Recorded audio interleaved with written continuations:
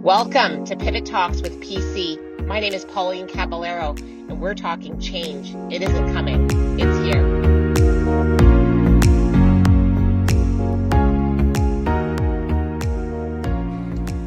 Hey everyone, welcome to Pivot Talks with PC. My name is Pauline Caballero, and I'm really excited to be here with you today in sort of a different format. Normally I have a guest, I'm interviewing them on how they've completed their hard pivot.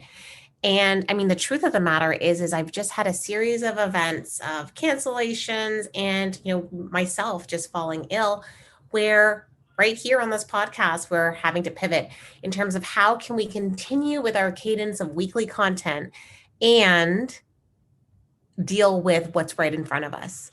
And what's been right in front of us is my husband and I have fallen very ill. We've been dealing with many different things going on in our personal life. And like some of you out there listening, I have been glued to my office chair working countless hours. And, what I'm really struggling with right now is the ability to stay true to what is true for me. And so I was thinking, I've got all of these challenges in front of me, haven't been able to conduct an interview and record it. Normally we have a backlog of interviews so that we are weeks ahead, and I've been quite ill. And so here we are right now in the pivot, and what I want to talk to you about today is something that I'm actually struggling with, which is core values. So for those of you that have read the Pivot Change Isn't Coming, It's Here book, first of all, thank you. And the number one thing that I talk about in that book is core values. And what I'm seeing for myself right now is how quickly I forget them. What is of utmost importance to me?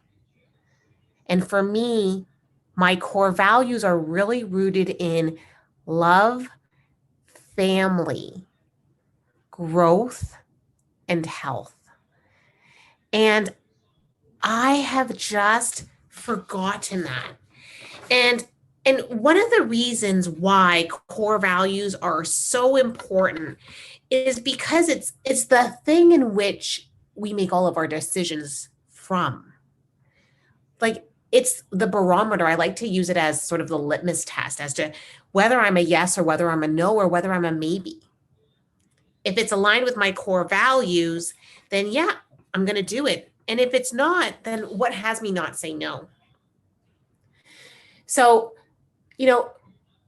what I saw for myself this week alone, actually, we had an instance, my mother-in-law's fallen quite ill, and she had a fall in the middle of the night, and my husband had to quickly head over. And luckily enough for us, we live close to our in-laws, and we were actually able to help. So yes, that's aligned with our core values, health and family, for my core values. And what I'm really grappling with right now is like, what has us in that situation to begin with? What structures have we not put in place? And then, of course, I step back even further and understand that that's the ebbs and flows of life. Those are the obstacles that we'll always face, is that we just never know what life is going to throw at us, but how are we going to handle it? And so for this episode, really what I want to talk to you about is, what are your personal core values? What is it that you stand for? And what is it that you don't stand for? And that is a conversation that is deeper than just my mother-in-law falling ill for me these days. It's really a conversation of, when we talk about what we're up to, when I talk about what I'm up to, is it aligned with what I'm actually doing? The words that I'm saying, are they aligned with my actions? And really getting back to that. So if I'm telling you here, like, oh, I've been sitting on my butt all day working, and one of my core values is health. Well, I for sure know that it's not healthy to sit in a chair for 12 hours. I for sure know that it's not healthy to stare at a screen for 12 hours. But yet here I am doing it. And so that is what I'm grappling with, what I'm really looking at. And this conversation goes even deeper in terms of diversity, equity, and inclusion. If who I say I am is someone who's of diversity, Well, if I look at the groups and the ways in which I play, am I actually following that? And so that's really the tough accountability that I've been looking at this week, this month, this year, this season.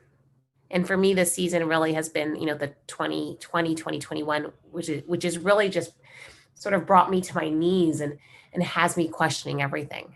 When I first wrote the Pivot book, I found myself on the bathroom floor just traveling immensely and completely not aligned, with the organization that I was working with. And yet there I was plugging away with a smile on my face. And what I'm finding this year is the exact same thing. Am I doing the things that are aligned with who I say I am? And the answer is not always. No, not always. But then my commitment is to do that. My commitment to myself is to do the things that are aligned with my core values, to act in the way in which is aligned with my core values. But then here I am stopped again. And one of the things that we've been talking about in our Pivot Accountability Coaching Program is when we go to coach and when we go to talk to someone, the first thing you are to do is to observe, and not to observe the person that you're speaking to, but to observe yourself and to observe myself and how I'm being and acting. And that is what I want to do here is I'm really looking at calling myself out. If calling myself out in my observation of I'm not always doing things the way in which I want to do them, or I'm not always representing myself in a way in which I want to be represented.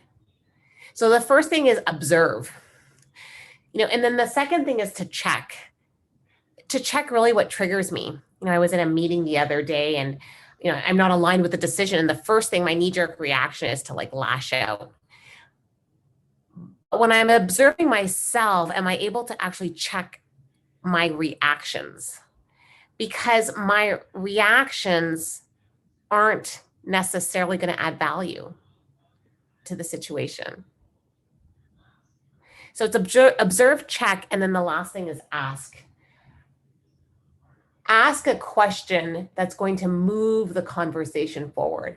And whether it's a conversation with someone else or myself, Pauline, isn't it interesting the way in which you react when Noah, who you guys heard in one of our podcasts, is online playing video games at 11:30 at night? It's interesting, my reaction. And if I check myself and if I eliminate that reaction time and ask the question hey, Noah, what is it that you want to accomplish tomorrow? Or Pauline, how is it that you want to get Noah to get off the video games? And I'm using a very, very basic example. Because there's just a different way. The way in which I'm doing things right now isn't getting me the results that I'm looking for. And is the way in which I'm acting, I'll go right back to core values. Is it aligned with my core values? And it's not. So if I observe, check, and ask either someone else or myself those questions, will I act in a different way? And you know what? I think so. Because one of the things I talk about in my book is that we have the choice, but we're never feel free from the consequences of the choice.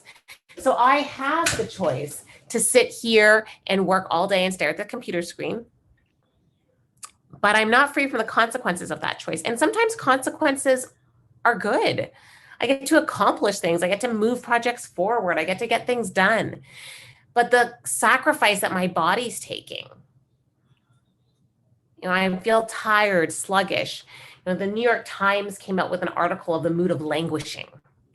We're kind of in limbo, really not sure what's going on, not feeling motivated.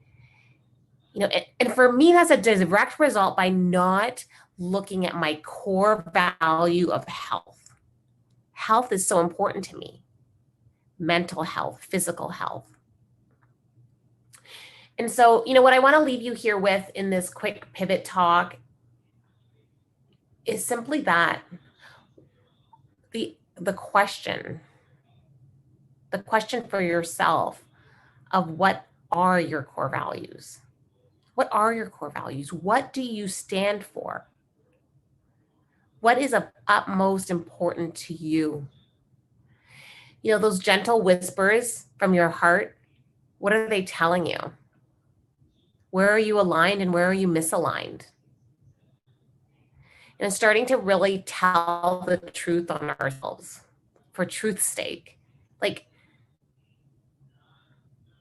I've been reading some posts and some quotes really and articles on this cancel and bully culture that's sort of arisen from a call out culture.